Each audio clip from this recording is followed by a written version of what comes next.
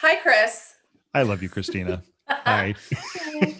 It's great to see you. Happy Tuesday. 2021. It is. It's another Tuesday. And it's a new year. Yeah. Happy 2021. And I'm so excited.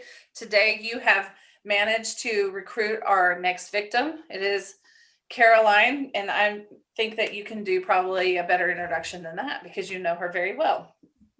I do know Carolyne very well. Carolyne is a friend of my family, a very close friend. I can't think of a better way to. She is family. She's the family that we chose.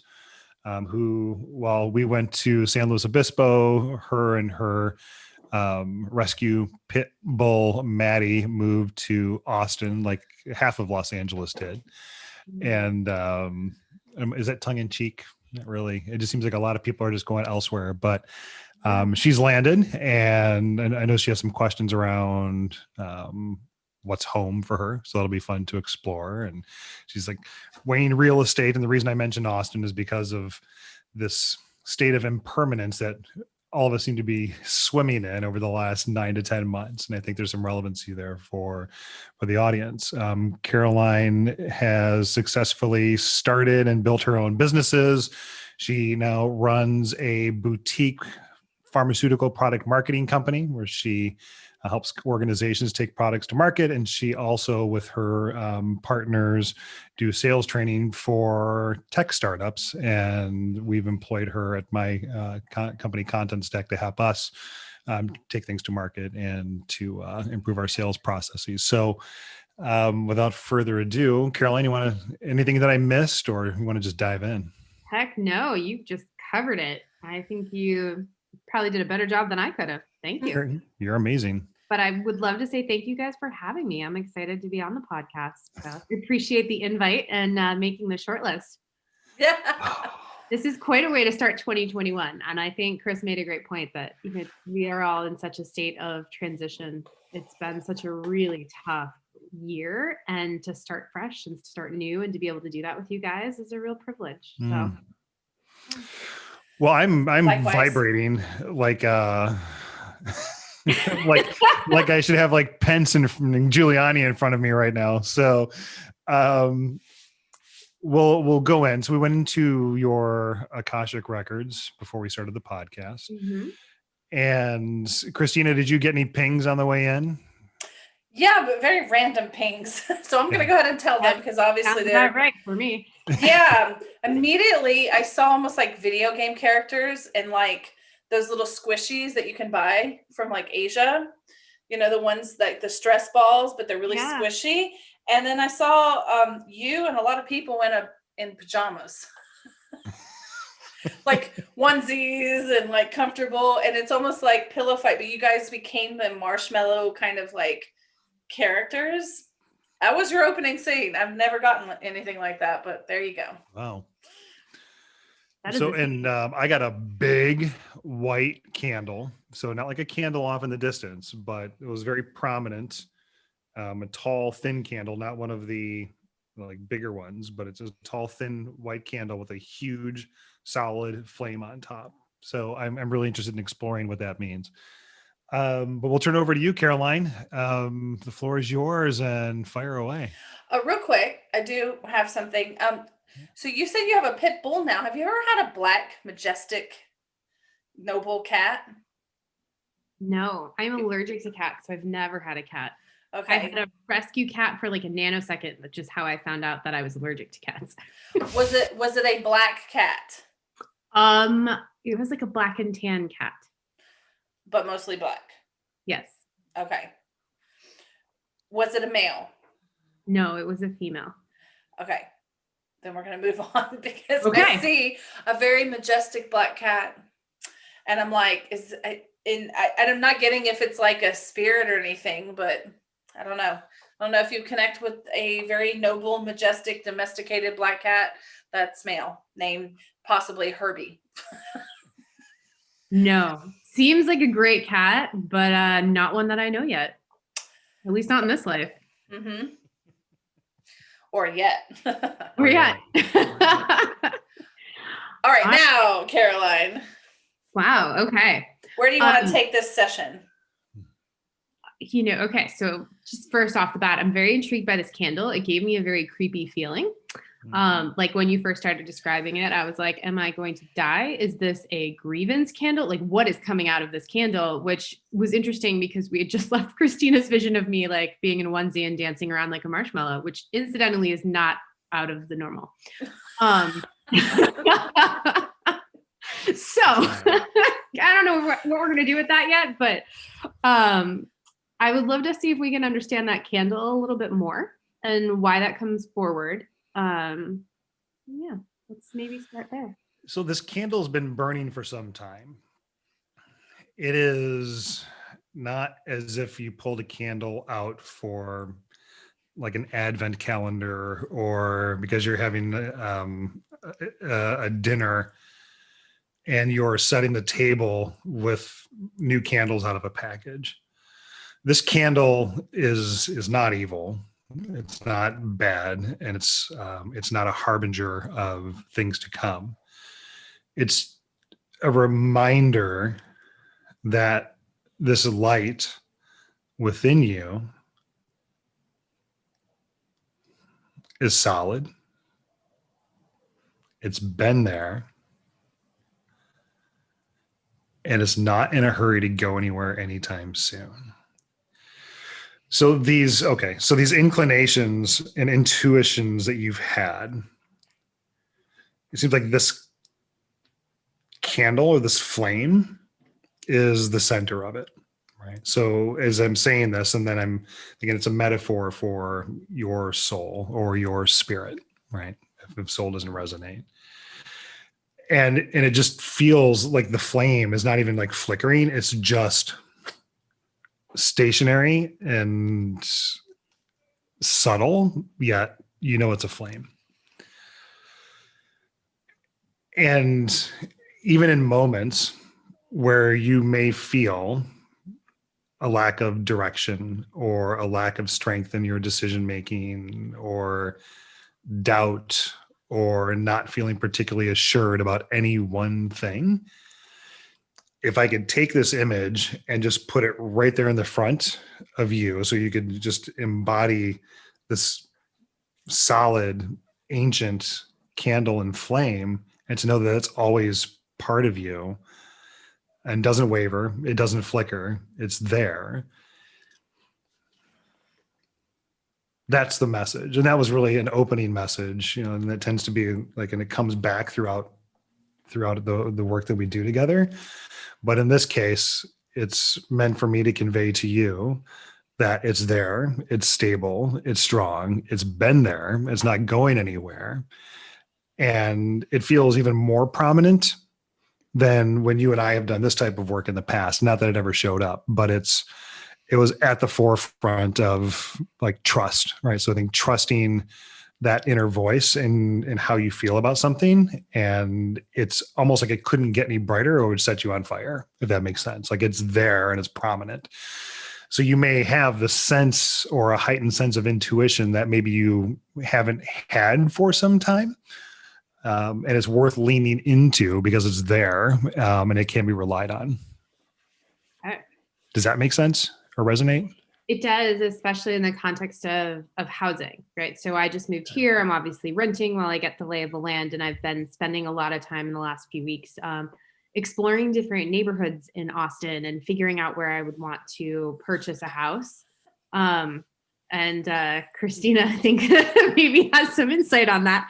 But I think one of the things I've been struggling with in the last 2 days has been, I'm very strongly pulling towards one particular area, and I feel like it's the right place. It's where I'm supposed to be, but I don't feel like I've finished doing all of my homework.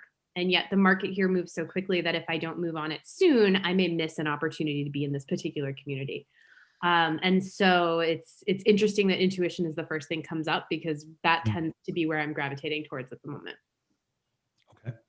Do I just go for it because it feels right, or do I do more homework? Christina? Yeah, that's so funny because when he was talking about the candle, I had things coming through and about the candle. And then I remember Chris said that you had some possible questions about places and where you're going next. and I wrote down Texas, and I held on to it. And then while he's talking about the candle, I'm like, Texas, I'm like, do I recommend that she does like, what part of Texas? They're like Austin. And I'm like, well, like Austin, Houston, Galveston kind of thing. They're like, no, Austin.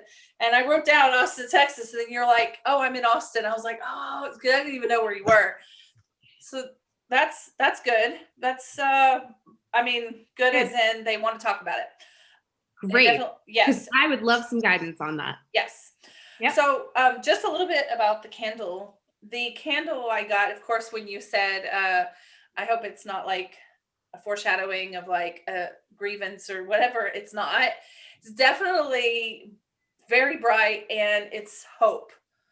And I definitely saw it lit just like Chris. And it's definitely just hope that things happen, and things are going to happen when they're supposed to happen, where they're supposed to happen. And it's almost like burning in the background. So you can just like trust that you're not going to make, let's say, a wrong decision. So it kind of takes a little pressure off of you, I hope. Yeah. And I got more information about the opening scene, which is a tribe is very important for you.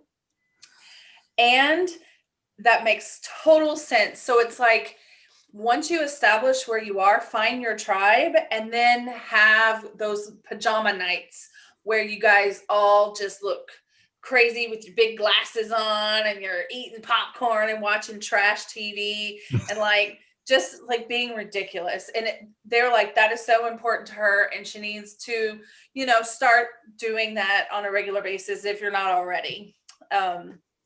To feel kind of centered and like yourself and grounded. There's like a magic in that kind of night at home with a bunch of people that you love. Not particularly girls, it could be anybody, but you know what I'm saying. Okay, so Austin, Texas. Are you like in the city proper? I am renting in the city proper, and I am looking at communities to buy that are just outside of the city. Oh, okay. Yeah, because have you considered staying in the city? If I somehow make a lot more money than I'm making right now. I see. I'm not saying it wouldn't happen, but I think financially it's probably not realistic for what I'm looking to be able to buy. Yeah. So the message I'm getting is, don't particularly get stuck on like Andy Griffith, Mayberry kind of towns. You definitely need almost like a college park kind of vibe. You know what I'm talking about? Like every area's got a college area where there's a lot of just things happening. And even if you're not in the electricity of it all the time, at least you live in the middle of it. Or you can just walk out to it and have a drink and things. So I'm getting, don't seclude yourself so much. So if it's between somewhere that's kind of like populated and somewhere that's like just very, very borderline rural, go with the populated and go with, a block. I'm seeing like a block or two within walking distance of like some shopping or like a bar, shopping as in HEB or something like that. Because I know HEB's in Texas. Yeah. So, okay. Yep. Closer proximity to people is better. Yes. Got it. Okay. Would you agree with that? I'm curious. Yep. I would. It's funny that so there's one community that I still have yet to go and drive out to. It's south of the city. It's further out into like the hill country, and it looks amazing on paper. And my biggest concern about it is that it's just gonna be too far away. And then the other one is the community that I like is right near another little downtown area that's got a little square and like little shops and restaurants. And it's not as busy as even Santa Monica was when I was living there, but it's got that vibe that you're talking about. It's probably Little Mayberry, but it's Texas, but what are you gonna get? But I did love that it had like things going on. Right. So it was not just like your house and then Target and then your house. Yeah, I'm getting connection. So anywhere where that would be easier to foster connections with people. And I'm getting like young people, but it's almost like you're not like young, but it's like you have that youngness about you, and you definitely like do better with like people who are also very young. at heart. I'm looking at you, Chris. I'm waiting for Chris to start laughing. I'm just confirmation bias over here. And they're almost all younger than I am. He also probably has great memories of us having a birthday party for one of them in the backyard where we all wore onesies and like hung out and like played board games and were drinking around the fire pit. So it's very funny to me that these are things that are coming up for you, especially in the context of, just Chris having witnessed a lot of this. Yes. Yeah. And just so you know, up until this point, I've never met you in my life. And the information I got tonight is the information that I got ever. Like, and that's why I'm just staying silent on it, because I think it's just fun. I'm like, right. Yes. I'm really impressed that you've not started laughing, Chris, because I probably would have if the roles were reversed. I see very the strain. Spot on, Christina. It's very spot on. I see the strain in his face, like pull together. Do it again. That's fantastic. So any questions around that, Caroline? I think that's really helpful for me. I don't know if this is too specific a question, but let's see what everyone has to say about it. I am also debating between whether or not I would like to do a new build of a house, or if I want to find something that is already in existence and wait and kind of hold out for something that exists. Okay, I got a strong answer on that one. So Christina, you go first. I got like a historic house of some sort, and I'm blurry again. It's funny. So what I was getting out of that, and it was really strong and really clear, was buy used, and something about buying a used house, which is funny. Like, I'm a used house salesman. Is that you're kind of hacking the vibrational energy that already exists in that home and using that as a launching pad into community. And as opposed to going into a new construction where it is a blank slate in a lot of ways, but even energetically, it doesn't have the patina or the accumulation of experiences inside of those walls. So by moving into a place or buying someplace that's already existed, you're kind of like adding 10, 15, 20, 50, 80 years worth of energy onto it. You can use that as a springboard and not have to necessarily worry unconsciously about filling that vacuum, right? The house is going to just have a feel to it and a personality, much like you and much like Maddie and the dog and everything else, right? It'll just be a great place for you to build community. Christina? Yeah, I got more historic and very similar to what he's saying. But like historic as in, some house, a house with some history, some years behind it. I mean, I saw you in there and it's a little quirky space, but I also got kind of a warning to be like, if you're going to build, it's kind of like you get really attached to it. And sometimes it cements you in life. Maybe particularly a person like yourself, it cements you a little bit in life where, yes, it's nice to have roots. Yes, it's nice to own a house. But when you pour yourself into like a new house, there might be some attachment to it that might prevent you from moving forward in other areas if you wanted to move, or things like that. So I'm getting that you're pretty adaptable to moving around. So perhaps you do want to buy something like a little starter house, and then you'll learn a lot about what you like and yourself before you commit maybe later to really designing something or, picking out a design to have built for you. Yeah. Okay. I think that's really helpful. Yeah, the launching pad thing kind of covers both sides of that, right? So there's a springboard into your community, but a springboard into your next home as well. Mm-hmm. So much in a metaphor. I remember when I first started doing this work, I was like, God, just tell me what you want me to tell this person. Like, no, why would I do that? Like, it's just, there's so much more in an image and a metaphor, right? Mm-hmm. Anyhow, what else you got, Caroline? I think we kind of touched a little bit on it, but about finding that community and starting to build that network here. It's something that's been particularly challenging, especially moving during a pandemic, and there's limited places to go and limited things to be able to do. And, the usual ways that I would normally build community are not necessarily readily available right now. I would tend to rely on gyms and social clubs and things that are not really feasible at the moment. So I'm curious to see what might be showing up for you guys on that. Yeah, as soon as you said challenging, I wrote down the word hard. It is hard to build community, especially when you're new in town, and then especially during these times, right? So, but I get like a new maybe way for you is to become a regular.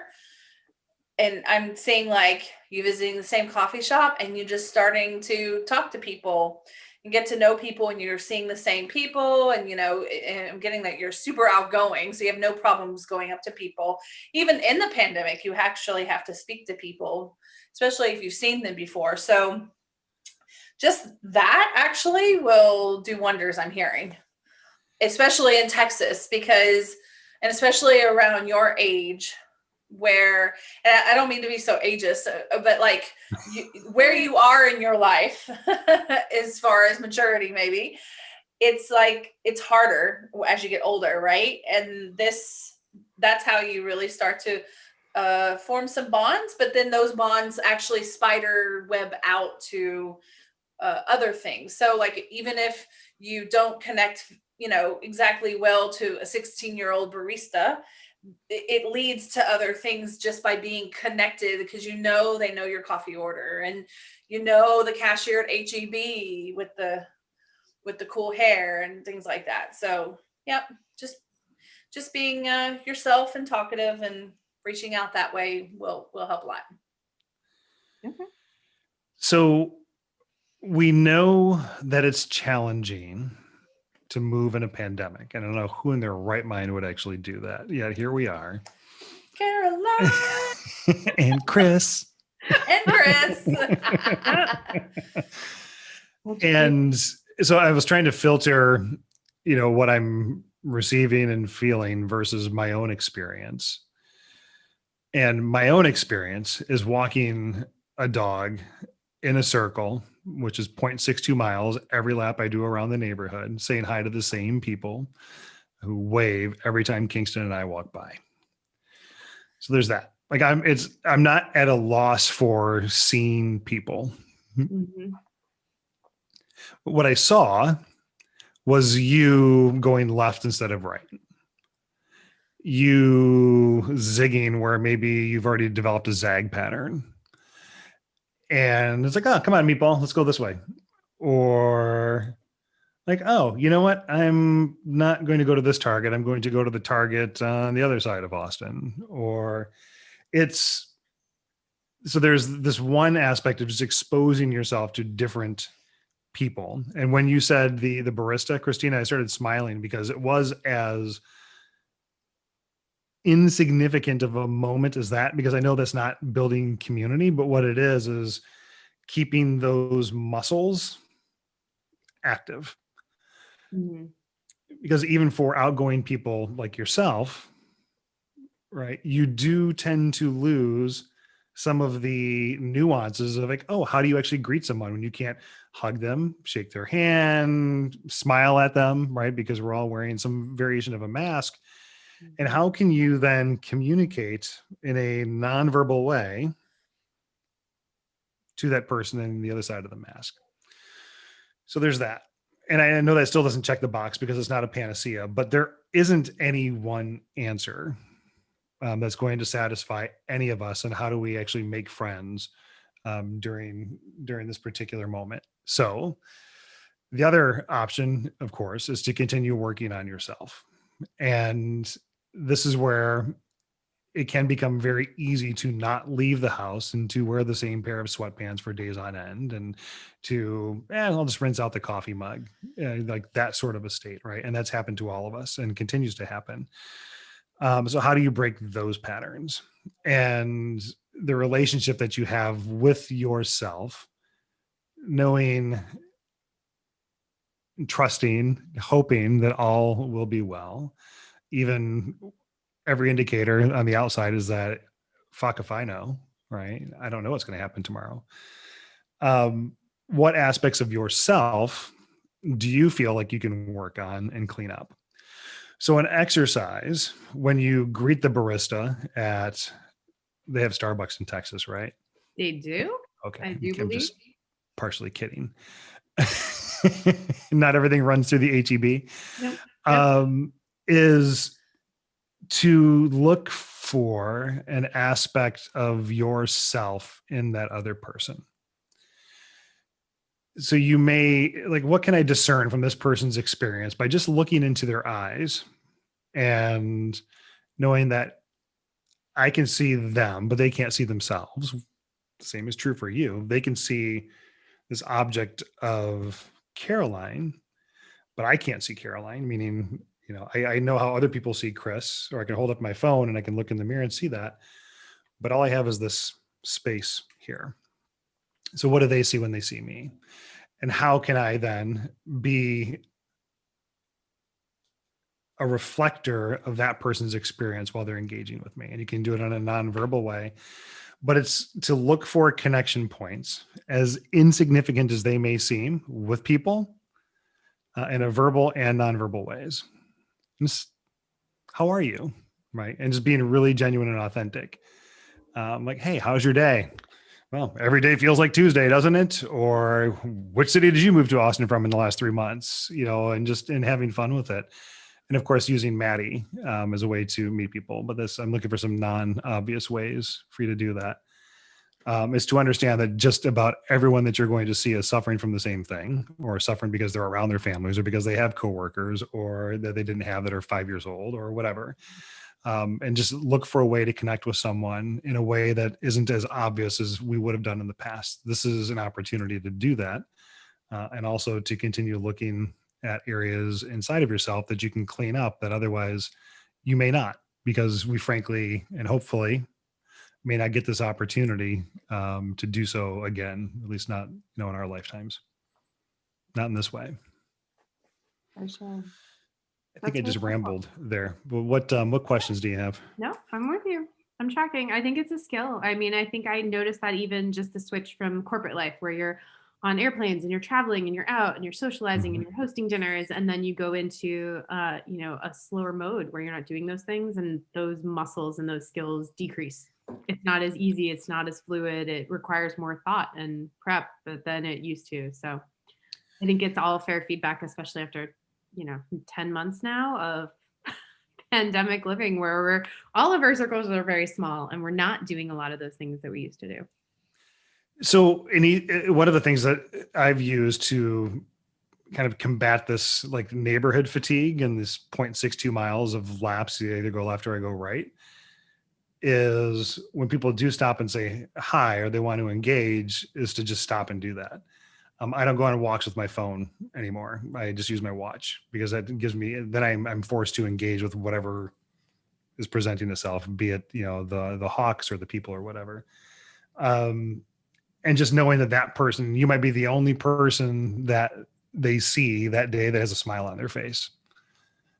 And that's something that you can do pretty easily. And you don't have to carry that responsibility, right? You're not trying to fix the world, but that does change your physiological experience and how you interact. And notice how those interactions make you feel. Oh, why did I fumble over my words there? Why did I respond that way? Why did I say that I'm single? Like, because things are going to come out of our mouths when we're social animals and we're not really engaging with people in the way that we're accustomed to. It's like, why the fuck did I just say that? Or like, that was so weird. Like, how did that interaction, maybe that's just me.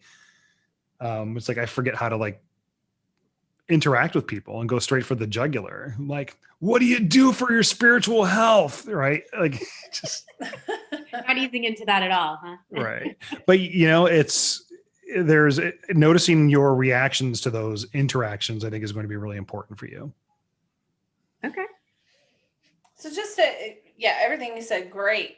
But just a one thing to add is I kept seeing you doing the MC Hammer dance. Just like, go on, Hammer, like in the old school. And I was asking, was that how she should greet people? What are we doing here? You know, just go to the coffee shop and like, hello, Hannah. No, learn how to do that first.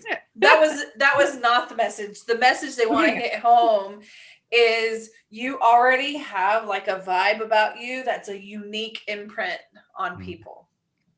That's the whole thing. So, you know, and they chose your people, your guides, everybody out there chose the metaphor of you MC Hammer dancing in the middle of a crowd. It's like you're unique. Okay. And they want to give you some encouragement and like a nod to how unique and special you are. And they don't want to be so cliche about it, but just like, you know, they know that you do have some confidence about you and everything, but they just want to say, good job, kiddo. You just keep being you. And yeah, you're pretty unique and special, and keep on trucking. All right. All of that. Is there any practical tips? Like if there's one thing that her crew say, Caroline, try this.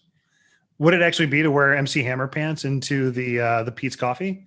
Please say no, guys. Please say no. No. You would do it though. you would fucking do it. It was not a recommendation. Please say no. I know we're big on keeping Austin weird here, but that might be the level of excess. Yeah. No, I it's definitely like, no, it is not a direct suggestion. It's more of a be yourself and have some fun. Like even just small interactions, like within that, just having a funness about you. I don't know. You don't have to like try to impress people, but it's just like, let your inner child, let yourself just shine through. It's almost like just envisioning that you're just like, yeah, this is what it looks like. And this is how I'm going, you know, like that kind of energy is definitely a unique imprint that you have about you that you can leave on people. And I now know what you're getting for Christmas, or your birthday is actually coming up. So we'll do that. Hammer pants. Hammer. Ridiculous. Yes. You're going to have me back on the podcast after I get that, just so that you can like maybe put up a video of me dancing in a Starbucks. You may be the intro, right? If we go with something like what was recommended yesterday, which involves dancing. Yeah, I mean, it'll be our intro. It's like, this is what happens when we coach people, and it's like you doing that MC Hammer and the Hammer pants is like, you can have this too. Welcome to Soul Dive. All right. What's next, Carolyne MacLellan? Those were my big questions. But you know me, and I always like to leave some space for everyone to tell me what they think I need to know and what they think I need to hear. So I think I'm at that place, unless there's something else popping up for you guys that you want to dive deeper into. I'm getting expression, self-expression. You got some things to express, and they want to encourage you to express them in different ways. Whether or not be journaling, but I'm getting more of an art thing. It's like, you're not particularly arty, but maybe you like have a wine night where you have some paint and you paint something, but, and at first it'll feel kind of forced. Let's say that I'm making art tonight. Look at my macaroni thing. But then it's like, you know, art is actually kind of a key to the soul. Or why are you laughing? Okay, well, hold on. Let me finish. Because it's just what I saw. Okay. You saw my art. I saw your heart. All right. Listen. Sorry. The art is not for other people. It's actually for you. And it is a very unique way to express your soul. Because, I mean, it does, like almost like art therapy. Even if you were thinking about having something like an art therapy class or an art therapist, just something a little bit different than the way you've been kind of operating to express yourself. Because I don't see anything like big mental health wise, but I'm getting like just to work yourself out, and just like if you were to go to a gym, to express yourself in a different way than just talking to friends. Because sometimes with friends, it's like everybody's just kind of waiting to talk. You got friends who listen, but really it's just there's no one dedicated to listening. So the art is kind of a forced audience, even if nobody's watching, because it's just like you're just getting it out. So I'm getting something like expressing yourself in different ways. Okay. So that's wonderful, Christina, because it was just a riff on that. And it had Caroline with a bottle of wine and a red Dixie cup, like a red Solo cup, rather. Sorry. And then there was another Solo cup, and the sign above the Solo cup said, "This might be for you," and it was empty. So then, as you're like out there in the middle of this park with this huge easel, and just like doing this and just fiercely working on this, and I came around the other side, and I just saw this yellow smiley face with the two black eyes and then the black line smile, and people are walking by like, what the fuck? Like, she's working so hard on this like smiley face. But it was this really interesting experience of like how you could almost gamify that, right? So how do you then so one, yes, then you're stepping into this essence of yourself, which is very playful, and it's like you're a one person plus a four-legged friend party. And then how do you then gamify that experience? So if it were like a paint and wine thing and you're still, building community in Austin, what if you went to one, because I'm sure there's like paint and wine things that they have in Austin that are typically open when we're not in a pandemic. So you could just go onto their followers and just find 10 that look like, you might jive with them and say like, hey, it's a scavenger hunt, right? And you could just like drop little clues in like 4 or 5 different places. So maybe you have a friend down there that could do this with you, so you're not completely alone and vulnerable. But maybe just have someone else, and you can like leave clues throughout different parts or art installations somewhere in Austin or places of note. And then they come find you in the park and they bring a bottle of wine or something, and they can set up 6 feet away and paint or something like that. So then there's an audience of people like on an Instagram following that would be into that sort of a thing. And you could just turn into a game with one of your pals down there, and then just have fun with it. And if it doesn't work, you still have a friend down there that you can drink a bottle of wine with.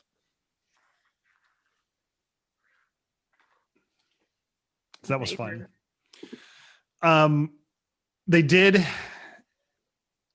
We're not talking about family, right? You can.